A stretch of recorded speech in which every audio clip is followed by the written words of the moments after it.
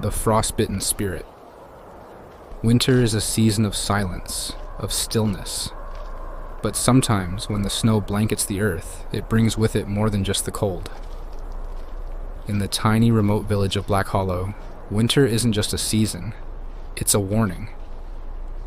Tonight, I'll tell you the haunting tale of a family trapped in their cabin during a brutal snowstorm, stalked by something far more chilling than the weather outside.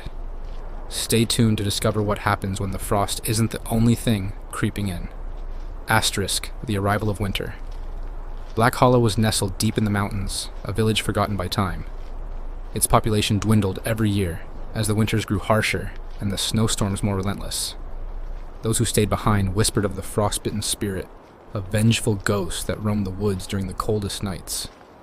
For the Miller family, this was just an old wives' tale. James and Clara Miller had moved to Black Hollow with their young daughter Lily to escape the chaos of city life. Their cabin was sturdy, stocked with supplies, and surrounded by a thick forest. It was perfect, or so they thought.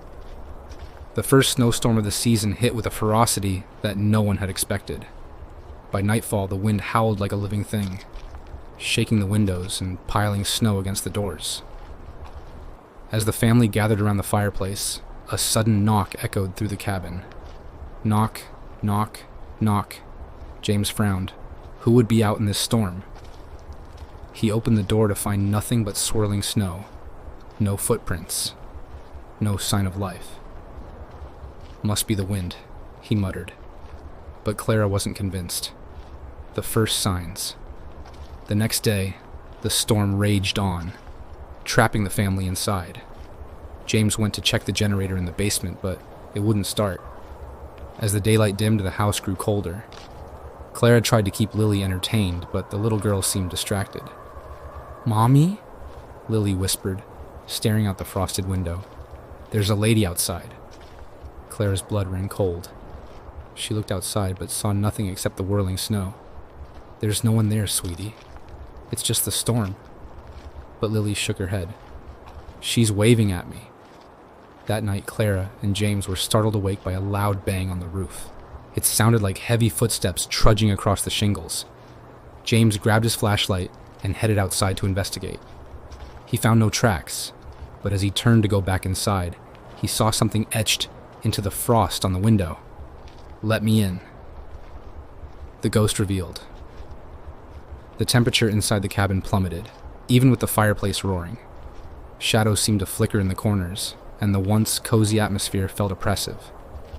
That evening, Lily began to sing softly, a haunting melody Clara didn't recognize. "What are you singing, sweetheart?" Clara asked. "The lady taught me," Lily replied, her voice distant. Clara's heart raced. "What lady?"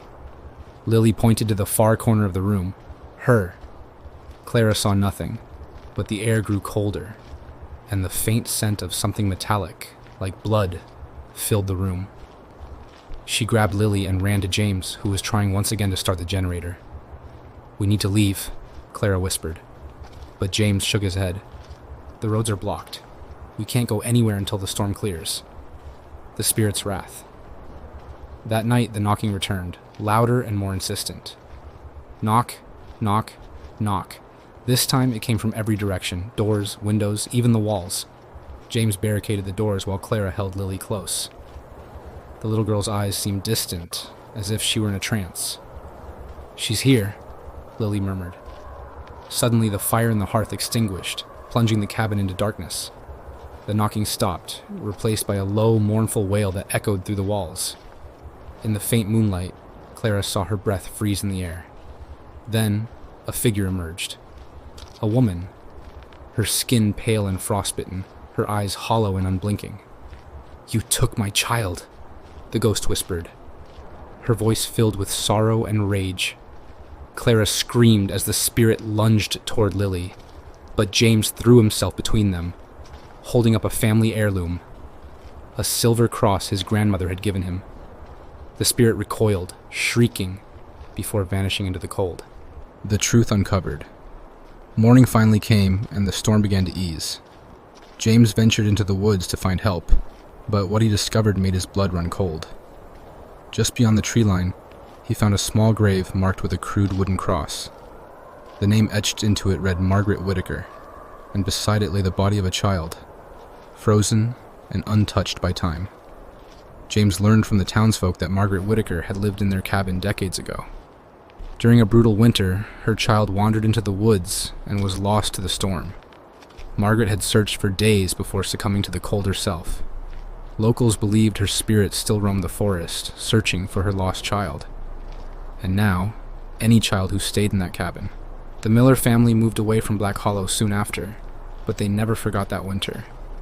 To this day, travelers in the area report seeing a pale woman in the woods, calling out for her child. What do you think? Was the Frostbitten Spirit a restless mother, or was there something more sinister at work? Let me know your thoughts in the comments below. And if you're ever in Black Hollow, beware the lady in the snow, because she might mistake you for the child she lost.